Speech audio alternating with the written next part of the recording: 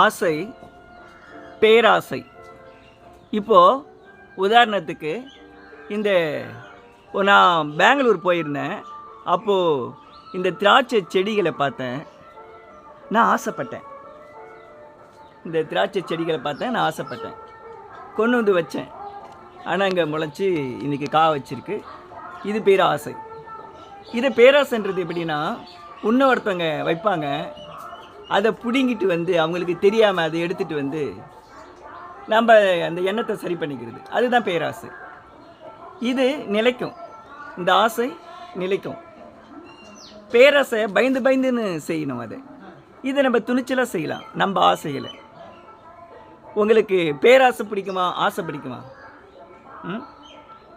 ஆசைப்படுவது பிடிக்குமா, பேராசைப்படுவது பிடிக்குமா? இது எது உங்களுக்கு பிடிக்கணும்? கமெண்ட் பாக்ஸ் சொல்லுங்கள்.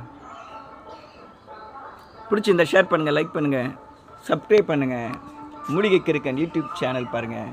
இதுதான் அந்த